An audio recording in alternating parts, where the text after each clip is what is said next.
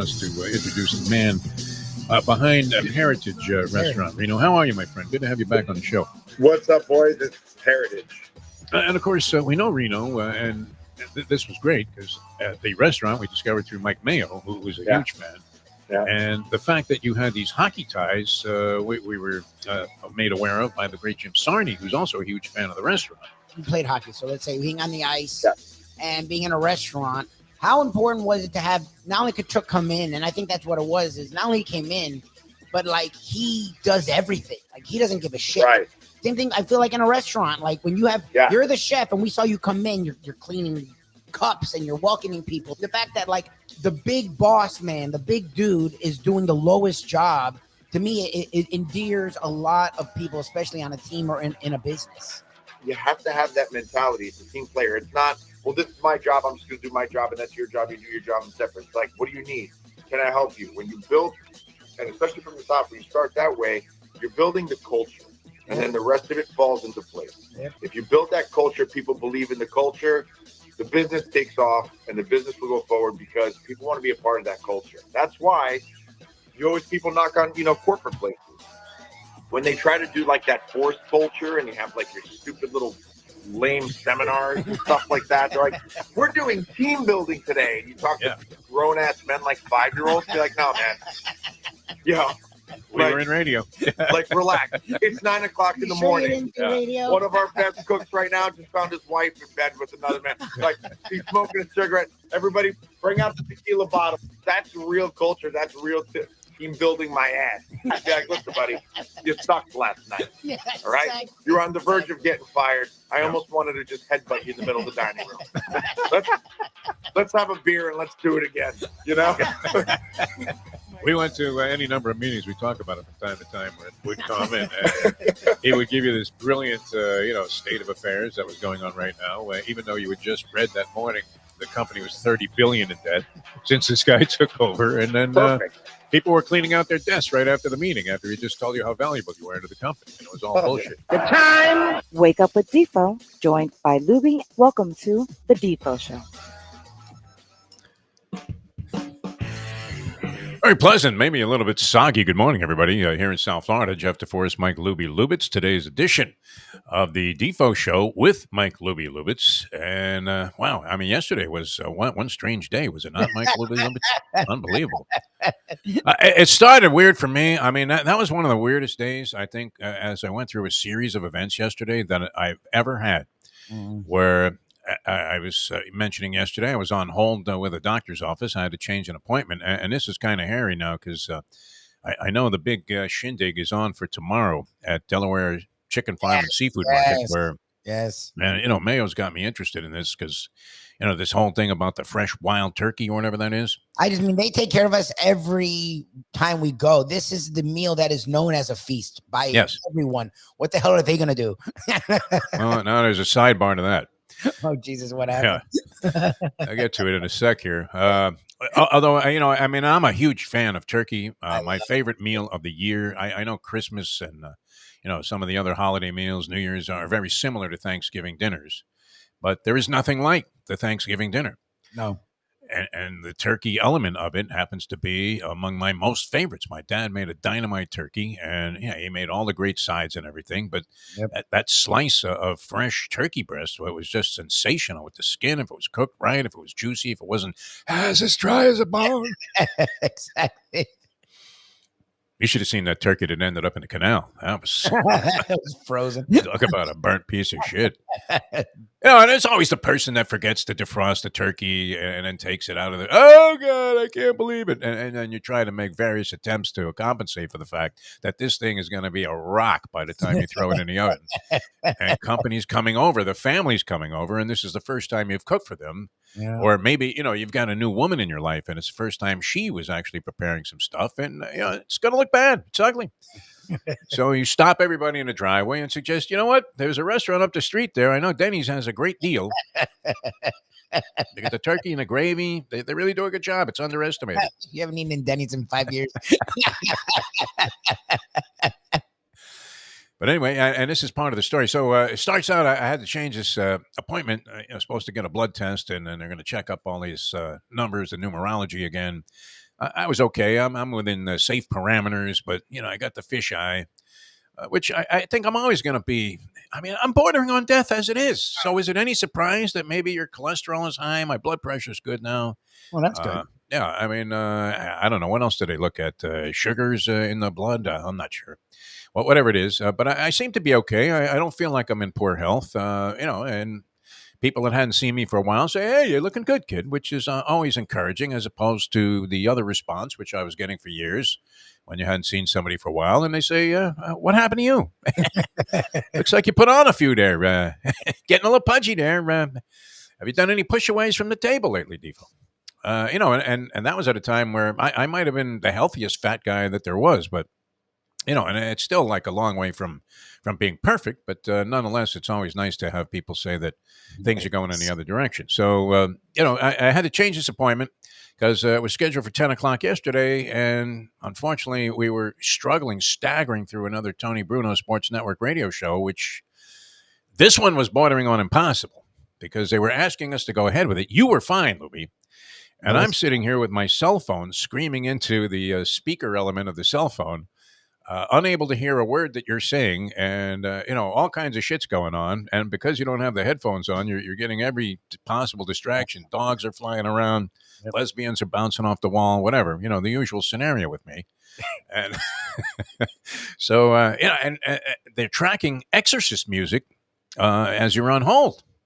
And I'm listening. I'm going, what's wrong here? And you're hearing, all of a sudden, I get like one of those things where you get the acid reflux and it's pea soup right here, ready to go. Bleh. Linda Blair time. That was to begin with. Then we get this chaos, this pandemonium, this unbelievable adventure that we had, a technical nightmare with the Tony Bruno Sports Network radio show, which we're trying to put our best foot forward there. We've been booking good guests. You have, anyway. I'm trying. Really good people. We've had some great conversations, most of which have gone into thin air. Just for us. And just you and I talking back and forth, you and me talking back and forth, has been a disaster with delays and different levels of volume. And people are telling me, I couldn't hear you. I could hear Lubie. He sounded fine. What's the problem? So yesterday, before this all transpired with the radio show being a disaster, the lovely Miss Robin of the Tony Bruno Sports Network and she's the technical arm of this project so far. And she is inside my computer trying to change settings so that we don't have the problem of not being able to be heard. Mm-hmm. And I'm watching stuff go by, and it's like, I think I know where the hostages are. There was like Arabic lettering. And appropriately, it was going from right to left on your radio dial. Yes. Well, they're going from right to left on a radio dial. How do you know what side of the stadium the announcer is on? That's always been my question. That's a Stephen Wright sort of thing. I mean, what if you're on the other side of the stadium? Then they would be going from right to left. So anyway, yeah. So the thing's going backwards, and she's in there fidgeting around, but she's doing it right up until post time for the show. And we were intending to do a show, thinking that it couldn't be any worse than it was the day before, which it was. That broke down immediately. I guess and we thought the day before. I mean, I guess that would have been Tuesday's show. No, Monday's show. Monday's show. We thought that went well. Yes, but it turned out that my volume was fluctuating throughout the program, and it was something that they wanted to correct, and rightfully so. You want to get it right, makes some sense. So now, I mean, Robin's still in the computer, and she's trying to figure out what it is, and it's a million different things. And you know me, I'm watching this in total amazement. I can't even believe that she, could find the segment of the program that actually had any impact on this. And I don't know how to put this gently. I had to take a dump. So now there's like 5 minutes of post time, and I'm telling Robin, listen, Robin, I got to use the bathroom, but she's not really hearing me. No. So I'm figuring I better do this because I'm not going to be able to sit there for 2 hours. There really isn't time to get up and walk away during the course of the show. There are a couple of breaks in the show, but I'm not confident they're even going to play yet. And so, and I don't know that it would afforded or accorded enough time to actually take care of this particular piece of business.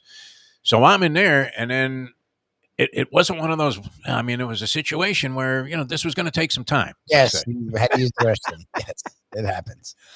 So now I can hear them, saying, hey, could you say something, Defo? And I'm like, a few feet away in the bathroom here going, I'm on the can. And this went on until post time. I barely got my pants up to get on the air. And then as soon as we got on the air, we got the unfortunate news that nothing that I was transmitting was actually going out onto the Tony Bruno Sports Network. And then you came. Was that your idea to do it on the cell phone? No. Because if it is, then we're finished, Lubie. We're finished. To not do a show. I don't even think about doing that. Yeah. We did it in radio a couple of times just because they make you. But my idea. It wasn't as bad, actually, when you were doing it for some reason as a radio entity. The one time we did it, you were on a landline. So that's why it wasn't so bad. This time you were on your cell phone and on speaker on cell phone. So that made it sort of ridiculous. No, it was not my idea. I don't even go down that path. To me, if it sounds like that, okay, go put on like whatever. Like I don't want to even try and do a show at that point. No, I mean, it's futile. I mean, obviously it's going to sound like shit anyway. And, why let that be a representation of your work? It's one thing if you've been doing it for 20 years and everybody knows you and they say, oh, man, I heard Hank Goldberg today. He sounded awful. He was on the phone. But you're used to the standard that's set forward. We're trying to set a standard here. We're just getting going with this thing. We haven't been able to pull off a clean show yet that sounded like a professional radio enterprise. And it reminded me of time. And we were talking, I think my buddy Mike Clancy was involved in this. I was doing a show, supposed to do a remote from the what was then the Allianz Champions Tour golf tournament at Broken Sound in Boca. But the remote was supposed to take place from the golf shop that is essentially across the street from the golf course. There's like Edwin Watts Golf Shop or something. Yeah. One of the chain golf stores. I don't know how many there are. Okay, and the people are very nice, but turns out the phone line that was supposed to, go with the equipment, a specific phone line, wasn't installed and wasn't operational. So I then ended up having to do the entire show. They didn't want to blow the remote from the front desk phone, Yes. which was also active in terms of incoming calls. Yes, you did that with me. That happened with me for sure. I remember. Was that with you? Yeah. I don't know if you did it again. I can't vouch for the many failed things. Oh, I do remember that one with you also. That was another one. That was also at a golf shop. Golf shops are notorious for not having the right setup. Shop. I remember you being at the front because I would hear people go. That was down in South Miami somewhere. I barely got to the show. Yeah, we just started together. That was in Miami. I do remember that. Yeah. Sir, what is this? And you're going, I don't know, ma'am. And they're like, can you ring this up? And you're like, Joe, someone needs help. Calls are coming through the switchboard. And they're going out on the air. Do you guys sell range balls? I need a bucket of range balls. Oh, lady, go to the driving range and pilfer one. I don't know. I don't know what to tell you. And you're trying to do show. Well, you know what? Last night the Heat, they really crushed the Timberwolves. How fucked up can it get? I mean, I love it. That's my favorite. Is that this was worse though yesterday for me. I mean, maybe I'm just getting too old to handle all of this. I mean, but yeah, I mean, screaming into a cell phone for 2 hours.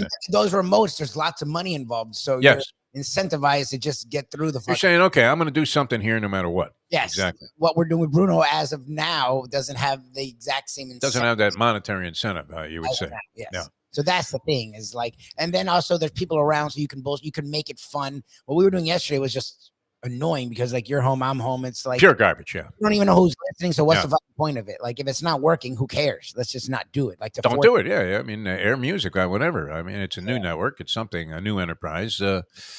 And I don't know that they've unloaded any big wave of publicity. I mean, on this thing, I guess it's received some notice in trade publications or whatever, or people that cover the broadcasting business in general. And now that's expanded with streaming and all the other things that are available, podcasts. So you'll see some mentions of it. I did catch that in a couple of the sort of business chronicles of what's going on in the broadcasting game.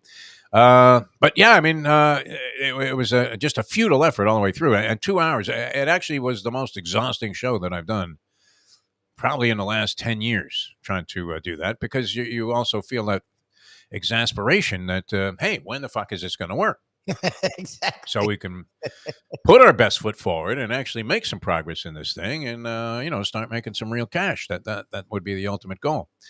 So anyway, so I go through that, and then I just crapped out for a little while, and I had to go down and visit my accountant, the great John Casbar, who's bailed me out for the last 35 years of what would normally be hideous tax considerations. And I'm clean with the IRS at 72 years old. I have no issues. They're like, thank you, Mr. DeForest, for your contribution to American government. I'm like, okay, very happy to be paying for what's going on. Or you have senators taking on like mob bosses and challenging them to a fist fight. And then you've got other guys treating their contemporaries as if they were hockey players. You had McCarthy elbowing that guy into the boards. Insane type of stuff going on. I'm happy to support that. Whatever helps the country become great again. I'm all in on that. Now, I don't know if I'm all in on that, but so my accountant, John, he calls me and he says, I'm going to be a few minutes late. And I always enjoy going down there because I don't get to see him very much. And he's been involved in horse racing forever and owns, I didn't realize he owns 30 horses now. Oh, wow. He's gotten heavily into the breeding aspect of it. Stable. Okay. Jesus. Yeah. I mean, he's racing horses, but he was explaining to me how he got involved investing in various stallions and mares and how that was working out for him. But he's been doing this for a long time. And so he knows what he's doing. And it's always fun talking to him about a variety of things. And then we go back. We had any number of incidents together, including, federal investigations where, he helped me out. So I always feel a very special bond with this guy, very enjoyable conversationalist. We have similar interests in some things. And, so we're sitting there shooting a breeze for a while. But as this is going on, I mean, a storm. Did you get this yesterday where you were, Lubie? Sheets of rain like I've never seen before. It was the first time in like a couple months where we got real rain. Like we haven't had rain, at least I haven't, like that in months. Like it rained, and it rained the entire day, and it's still raining today. And now it gets dark out at like 3 p.m. So it's pitch black. The lights aren't working on the streets. When I leave this place, I don't know that I've been on a ride like that. That really was Martin Sheen going down the river in Apocalypse Now. Like, what the hell else is going to happen here? And then you get on 95 and you realize it's going to be an hour and a half for what normally would be a half-hour ride. And so that was all part of it. I mean, and then it turns out that and this is to tie into the mail thing. So we have this feast going to be prepared for us tomorrow. Big Thanksgiving feast at the Delaware Chicken Farm and Seafood Market. That's going to be 1 o'clock tomorrow. And now I had to reschedule this blood test, so I won't be able to eat for 6 hours prior to it for 2:45 tomorrow. So I'm going to have to sit there and watch you guys scarf this shit down. Oh, no. Are you serious? That's not going to be easy.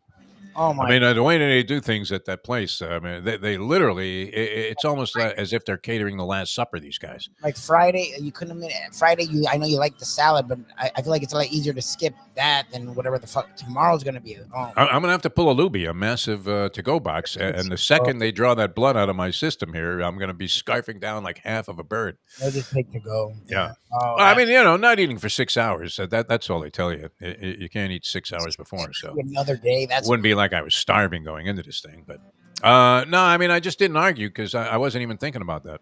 Yeah. In other words, when they're making the appointment, I was just happy that I wasn't victimized, and subject to some kind of exorcism. That's the trend. But I mean, a hairy day all the way around. All right, here's a guy that can always put a smile on your face.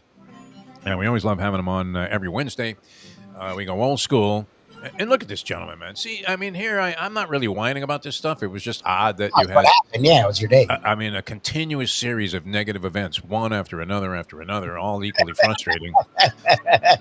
And I don't know, Tony. I mean, when you're driving in the snow, do you drive much in the snow up there in Vermont? Yeah. I mean, I was a pretty good, snow driver, I guess, when I was in New York. Snow driver.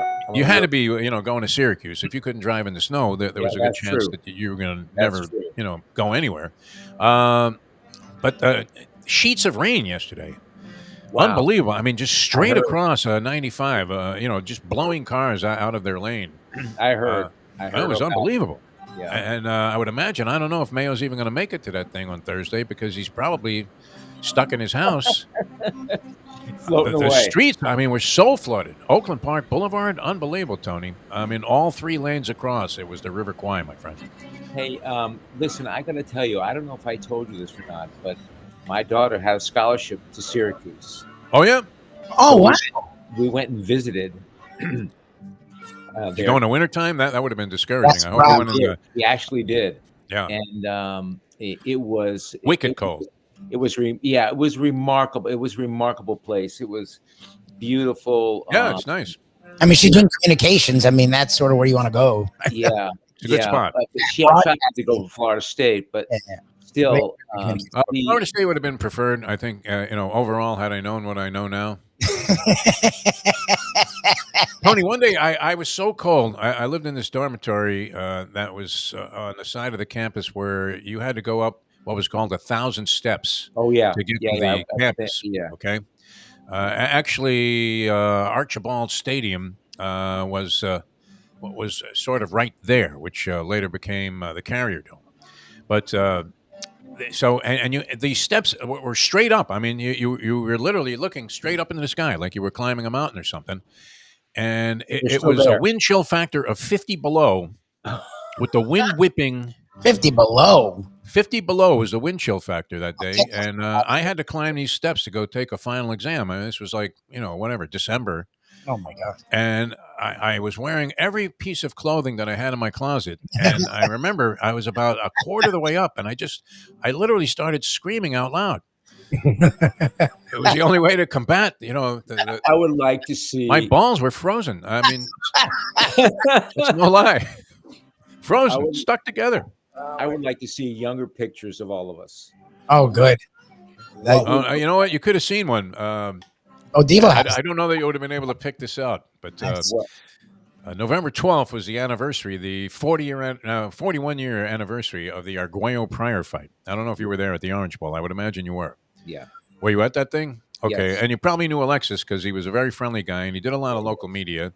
I don't know. How many times did you interview Alexis Arguello? I would imagine. I can't even imagine. 25, 30 times. Yeah. Always great. So in the third row, I don't know how we got these seats. I guess they were according to the media, because sitting next to me was the former famed highlight announcer, Dave Lemon. I don't know if you remember Big Dave Lemon.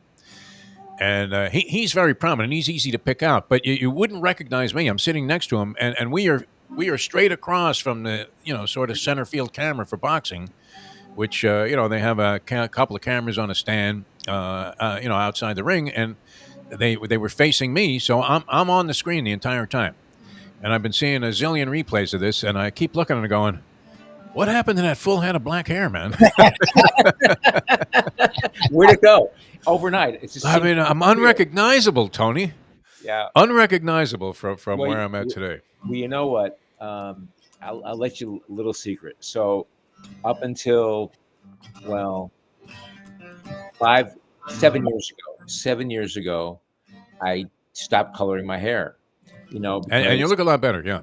Defo did too. Yeah, I gave up on it. I just said, forget what. That's sickly brown. Yeah.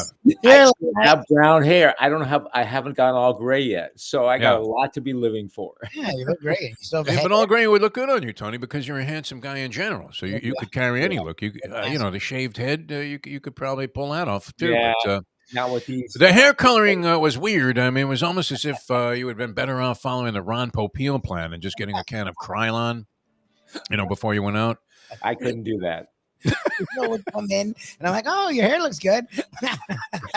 Yeah. I mean, I don't mean to be gross, but I my dog has been, a little bit queasy stomach wise. One of my dogs, and so and I had to, pick up her stuff afterwards, and it was that color brown that your hair would turn into.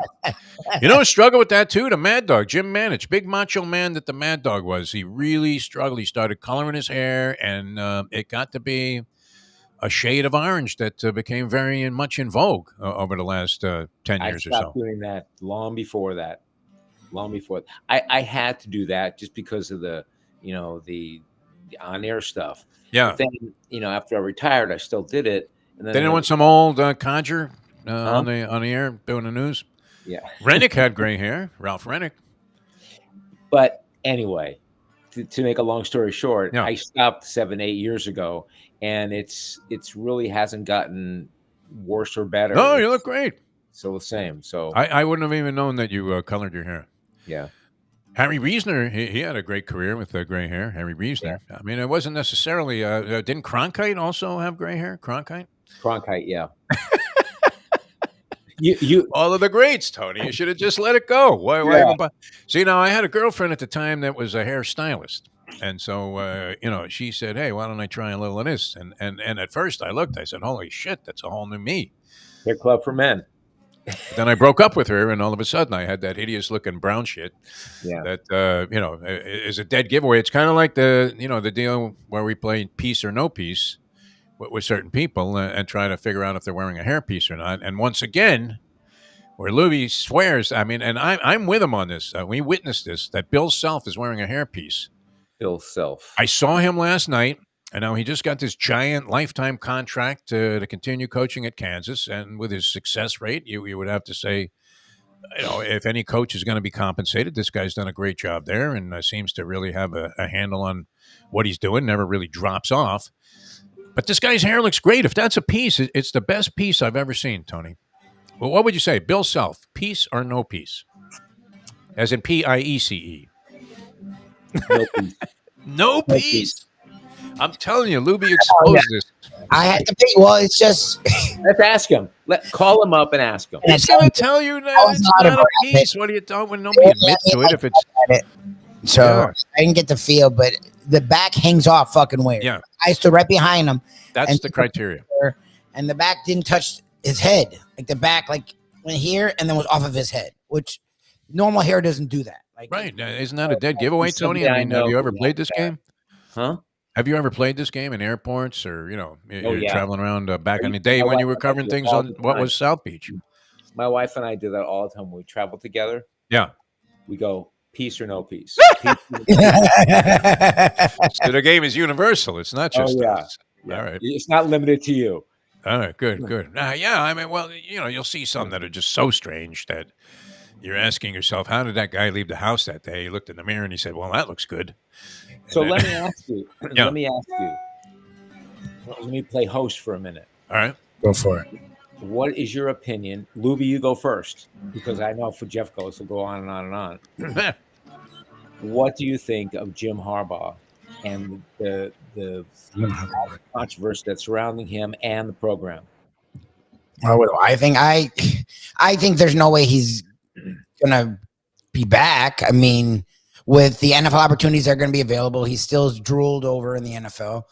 And I still don't know what the hell the thing is. Even if everyone does it, this is twice. He was accused of cheating. He was accused. I know the camera and the whole thing. But what I'm saying is, I feel like everyone does it. I actually agree with Michigan to that point. But twice in the same year, suspended multiple games. That can't happen. And their full outrage was the biggest loader. That's my big issue with Michigan. It's the guy crying, what the fuck are you crying over, man? You did this. You're not a victim. Oh my God, they're coming to get us. And Harbaugh with his tweets, dude, what the hell? You are a scumbag. It's well known you're a scumbag. In San Francisco, you were winning and they pushed you out because you were a scumbag. You are a piece of work. No one likes you. It's clear. Your alma mater until 3 years ago wanted to get rid of you, and you were coaching better than anyone they had in 20 years, but you're such a jerk off. You're not a victim, Jim Harbaugh. I'm sorry to tell you. And Sharon Moore, I feel bad for the guy. He's crying. It's what are you crying about? You ran 30 times in a row. It wasn't an impressive victory. It was pathetic. It shows you just how bad James Franklin is. It wasn't to the testament of Michigan football. Franklin sucks in big games. Thank you, Sharon Moore. I don't get any of it. I don't see him back, and I don't know what the hell Michigan does, to be brutally honest, because they look like idiots right now. Jeff? Oh, me? My amazement with this, I mean, it's on so many levels. But, a friend of mine went to Michigan for graduate school. He became an epidemiologist, which was very much in focus with Fauci and company during the pandemic. And, so I have great respect for the school's academics. It's a good academic school. All right. So I would imagine they've put out any number of powerful attorneys that still are happy and proud to reside in or around Ann Arbor, Michigan. And they have tremendous loyalty. How do they not own a judge that they could have called on Friday night who could have issued a restraining order or an injunction against this suspension, at least through the Penn State game? I mean, there wouldn't have been time for some other court to overturn that guy's overturning of the original mandate. So that startled me that they weren't able to get somebody in place before this coming Friday when they're having a hearing, which, I mean, if it's in Michigan and Ann Arbor, wouldn't you think that would be somewhat tantamount to a kangaroo court? I mean, you'll see Harbaugh on the sidelines again, and there'll be a lifetime ban against anybody issuing a suspension against him. I don't. I mean, I'm not sure what happens, but I couldn't believe that they couldn't get that thing, suspended so that he could actually be on the sidelines. Well, this guy is when you think about it, if it goes through, he will have been suspended 6 of the 11, 12 games that they played. Yeah. Coach of the year. Doesn't he get it? I mean, why not? If he goes unbeaten, wins a national championship, missing half of the games, does he get Coach of the Year, or does he share that? You know what? Listen, let's bring on Mr. Michigan. Let's bring on Mr. Michigan. I mean, I would imagine his opinion. All right. Ed Garcia, how are you? Texas Roadhouse Restaurant. Ed Garcia. Good morning. This conversation. I caught the tail end. I'm figuring you got to be talking about Tony. Yeah. Moral piece of work, Tony Segreto. Exactly. Yes. Jim Harbaugh. What are your thoughts? Well, I'm very confused. The media out there, there is a lot of disinformation. I'm not sure what to believe or what to see or do out there. From what I understand, I still have as much posts and news articles or that. I haven't seen anything black or white that indicates Jim Harbaugh or the team doing something wrong. There's a lot of speculation. There's a lot of memes, that's for sure. Very confused on the Big Ten throwing this process on Friday, the day before the first biggest ranked game for that team on a holiday weekend where, without due process, the innocent until proven guilty deal kind of strikes an odd chord with me. So it feels more of a personal vendetta than anything. Granted, that's my opinion. I'm not an attorney. I sell steak and potatoes for a living. And I'm an expert on that whole deal, but I always do say, hey, where there's smoke, there's fire. But at the same time, when you're on top, there's always going to be something, in a sense that people are going to find a way to bring you down, physically, morally, religiously, whatever it may be. But that's what I'm waiting for to see. Is I'm waiting to see, hey, here is a email, a text, a letter. Jim says, Connor, Tony, do me a favor. Bring your camcorder, wear your gear, go to this game, and steal plays from an unranked team that's probably going to win 3 games this year, or whatever the situation may be, because we already have a cake schedule. I don't know. Now, granted, I think that in football, and we talked about this briefly last time, and in any business, in any world, you look for a competitive edge. And, there are books and proven facts of pro teams going through the other team's trash cans at hotels to find plays.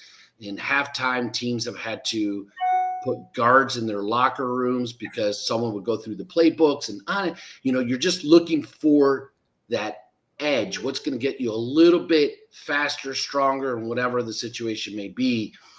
And then, so there's that part. But then also at the end of the day, reading these NCAA rules, which I think my daughter wrote those at 5 years old, very confusing. And, at the end of the day, what really is illegal? So this past week watching Michigan beat Penn State, every time they showed the sidelines, I looked away because I didn't want to get in trouble. So, I'm not sure what to do or how to do it. But anyway, so that's my 2 cents. I think that, but, in all positive part, it shows the depth of the leadership, the depth of the team, that, hey, they came out on top. I think Sharon made an amazing call in the second quarter on switching to a run game. Granted, we ended up with the W. The run game looked very good, but it was some short runs And we still need to, Michigan will still need to pile on a lot more, to pull off Ohio State. I think it's going to be a very challenging, very great game. I'll be there as well. But it just shows the depth of the team and how strong they are, and the depth of the leadership as well of, what they can accomplish. So, overall, very exciting weekend. The bad part is that it's drowning the news and taking away the fun out of the game, because there was a lot of great football this past weekend. Well, and you're having a great year. But I'm not going to put you on the pyre. It's not your job to defend Michigan. So, like, when I hear to attack you, you just are not a big enough fan where you actually still go to get you travel cross country to go to games. So, to me, you can take the pulse of the Michigan fan in a way none of us can. Like, what are you hearing? Because to me, if people keep saying how he's gone, do you see him back next year? Just on the idea that he's had to deal with 2 suspensions this season, both he really doesn't understand why they happened. Like, what is the word around with the alums? He's going to make 6 games this year. Yeah, what is the word? Like, are they expecting him back? Like, what is the idea going into next year? I hear, it's mixed, because, again, social media, there's just so many different buzzes. You can even find articles where he's going to go to Mars. Yeah, exactly. But, it's got to be hard to wake up and give 100% to your alma mater and to your team and to his kids, kids meaning his Michigan football team, and to go there and look them in the eye, and they don't know what's going on. Yep.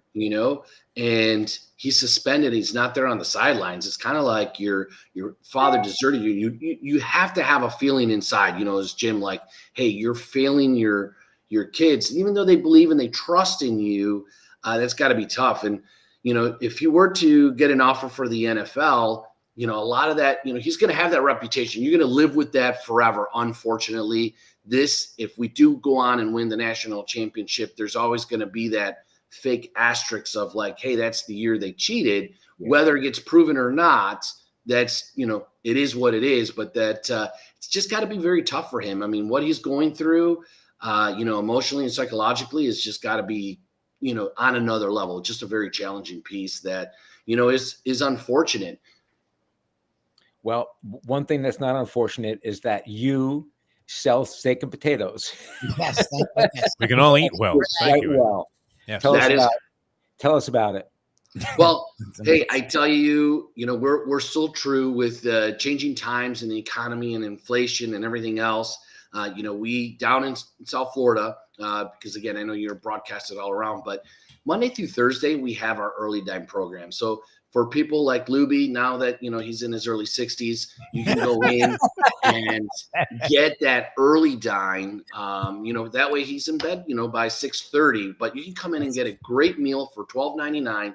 That's a 6-ounce sirloin. You can get a ginormous 9+ ounce chicken salad. I mean, there's 10 different items on this early dine menu, but it comes with 2 sides.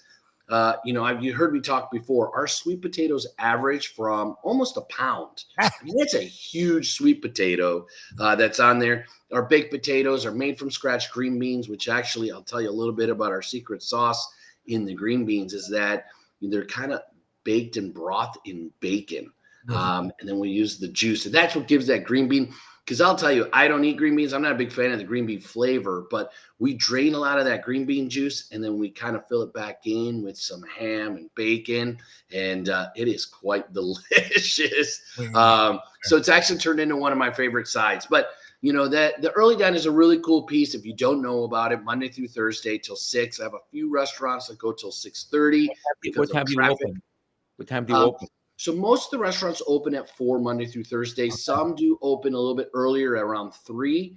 And again, it just kind of depends on the area. But, check out your local Texas Roadhouse. You can't go wrong with the early dine. And, just a great way to save a couple bucks and enjoy a great meal with some great energy and atmosphere. And you can get gift cards too. The holidays are coming. Great idea. It is the season right now. Now you can buy them online. Super easy. They get shipped to your house. And I'll tell you something else that's pretty cool. And maybe we should do this. You can do what's called a co-branded gift card. And you can get them as low as $5. But for the businesses, we offer some really, really cool incentives. And what that is that we could put a picture of Tony on half of the gift card and then Texas Roadhouse on the other side. It's a co-branded gift card. And Actually, after I finish with this, I'm going to make a few and, put that, put one on there so that way I can get it to you guys. But what a really cool gift, Tony to give his friends and family to a gift card with his face on it. They're going to have to look at it all the time. Like, what am I going to get next? So they'll be thanking him afterwards. That's for sure.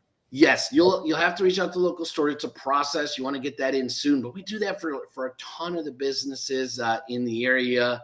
And, they absolutely love it. My wife is a real estate broker, so she's got her, it's like her business card on half. And when she closes on that home, that's a really great gift. Hey, enjoy your home. Here's your first meal when you want to get out and do something from there. But really cool thing that we do. That's great. Beautiful. That's awesome. What? Ed, best of luck. Yeah. With 2 games left there. And of course, the Giant one at the end of the season against Ohio State. I'm expecting Harbaugh to be back on the sidelines. At least for this game this week. I think he gets an injunction or some kind of restraining order against this because I'm with you on the vagary of it. Like, how were they able to hand down this suspension without really defining what the hell was going on? Yeah. And the other thing is, who cares if somebody goes to watch another team play a game? Yeah. It's not like he has, cut a hole in the fence and was watching their practices and, had a lens in there. It's a game. It's being played. Everybody can see it. Right. So, what's the big deal? Good luck. Yeah. Thank you. Good luck, Appreciate you guys. Thanks. Have an awesome Wednesday. Beautiful. Wow. No, honestly, Tony, you make there really wasn't any definition to. The vagary was so much that they said that, it wasn't necessarily Harbaugh that was even to blame for this, that it was on the school. No. So why is he being suspended? I could see where people would be, thinking that was kind of unfair. Yeah, whether you like Harbaugh or not, it seems odd, doesn't it? Yeah, very odd. Very odd. Charlie Pell was handing out Pell Grants, for how many years? Yeah. Took him to come to the conclusion that, he did something. By then he was retired by the time they actually administered some punishment. So, I don't know. It's I wish him well. I wish Harbaugh well. I just it's a shame. Ed hit on this nerve. It's a shame that the boys, the guys on the team are going through this. That college football is going through this. It's a shame. It's just can't say it any other way than that. Well, it does point out the enormity. Yeah. Of what's transpired, where you have. I used to love watching the Pac-8 when I lived in California. I thought that was just a very entertaining conference, both football and basketball. Yeah, it is. You had 2 powerhouses there at the time with USC and UCLA in both sports. UCLA dominating in basketball. I heard that what's his name is on the hook too. Who's that? Kelly. They're tired of him already. Oh, at UCLA, Yeah.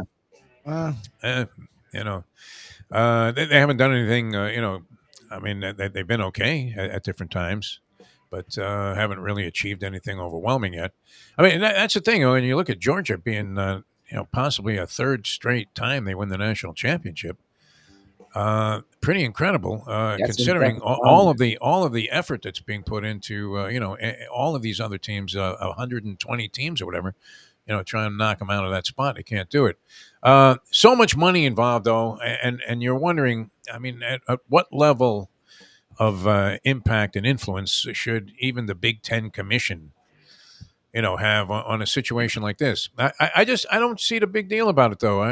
If you, I don't either. I don't either. If you're watching a game and you figure out what the other team's signs are, then what should really stop you from watching another team's games? First of all, you have to be a professor of higher education, of mathematics. Who could figure them out, right? Yeah, who could figure them out? My God, they did this and that and all. And bottom line is, why don't they have helmets with radios in them, just like the NFL That was does? Discussed too. That's something they should be doing. I don't understand why they don't. There was a guy, that I guess came up with this, like he was the Ron Popeil of sports communications, and he had a thing that they could have communicated through like a wristband 15, 20 years ago. And then, you've seen it implemented in the National Football League. Doesn't baseball use some form of that also now with the pitcher and catcher? Yeah. You ever see remember the catcher used to be wearing like nail polish, and you're saying, what is Benito, Santiago doing with like yellow nails? Yeah. And, but, he'd be flashing signs for like a half an hour. Tim McCarver was infatuated with it. That's all he ever talked about. Him and Joe Garagiola. It was like the signs. But I don't know. I can't figure out these college football. You got a picture of the rock on one guy's holding up. 3 quarterbacks are doing this. The cheerleaders might be sending in the plays. I don't know. Where is it coming from? I don't know. You can't figure it out. And to say that Michigan does it and nobody else does it is a travesty. And I'm not a Michigan fan. I'm not a Michigan fan at all.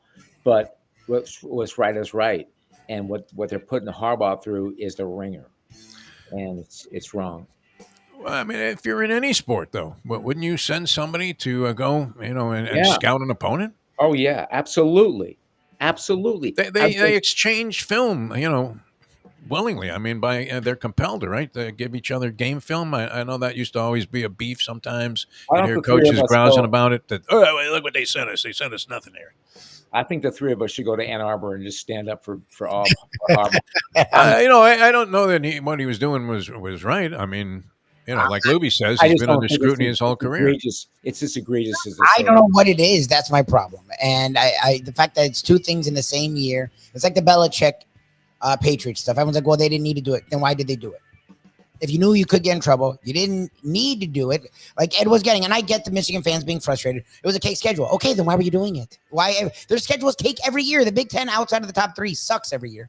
Like, why are you doing these things? Maybe everyone does it. Then don't be stupid enough to get caught. I don't exactly. I'm not saying it's what happened at Penn State. God forbid. What I'm saying is stuff keeps happening. So, in the movie Rounders, it's great. Ed Norton plays a character, Worm. Matt Damon is the main character, and Damon has the cops by the balls. He's about to get enough money to pay off the bookie that they owe, and and get them all out and have money left over to enjoy themselves. And the Worm just can't help cheating. Can't stop. No reason.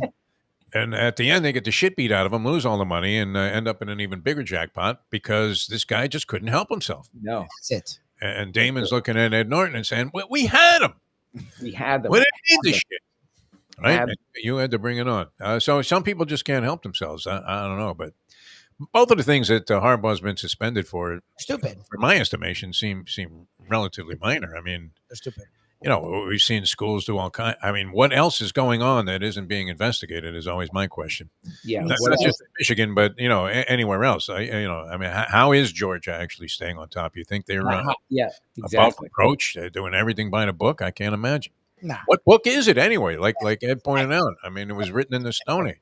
There was no money involved in this. Programs were losing money, Tony, at that time. But can you imagine the day that Harbaugh was suspended, if every AD didn't call his coach in and said, clean it up now? You think? I don't know. I mean, they're better at hiding it is what they say. The enforcement has always seemed to be, not just arbitrary, but very limited. I mean, it seems like only a handful of schools ever get in trouble. Mm-hmm. Right. I mean, and all of them have been under some kind of scrutiny, supposedly. And even Michigan, that's the funny thing. How is Ohio State never involved in any of this? Kind of stuff? Ohio State earlier this week. What's the actual punishment to Michigan? They ended up being, like the Ohio State game is going to be the same tough it was going to be. Harbaugh's with them all friggin' week. Yes. And I get what it said. The father not there. I love it. That's not how this came off at all. It felt like Harbaugh. You tell me that goddamn thing. Like, shouldn't they fly an image of Harbaugh over the stadium? Yes, that's what it felt like for the Ohio State game. Some alumni paint with Flimp to hang like a giant Harbaugh. Harbaugh wasn't on the call. Harbaugh wasn't connected to the sideline. Come on. So like that's the thing is that these teams actually get away with it. Michigan, Ohio State. Who's it? Notre Dame. There's like 4 or 5 schools they actually punish, and the other ones are like, oh, we don't like what you did, so we're going to come up with a punishment that makes 0 sense, but we can have it in the media cycle for a week, so it'll look like we did something. They didn't. How was determined that the suspension would be 3 games, beginning immediately? That's I didn't see anything where really, where you That's a saw Big Ten, the though. Big That's a Ten's Big ruling saying, well, this is exactly what happened and this is why, and here's our decision on what kind of sacrifice should be made by the program there or the coach. I mean, usually this stuff takes forever and it's sort of well defined. Well, it's the Big Ten, not the NCAA. Yeah, I know that, but I mean, you would think then that they would be even more likely to be specific about what was happening there. But anyway, it is what it is. It's kind of comical, I think. I'm amazed that there wasn't some judge they could buy. Mike Nyman on our chat line, Tony, a good friend of ours, of course, and yours, suggested that all of the judges went to Michigan State.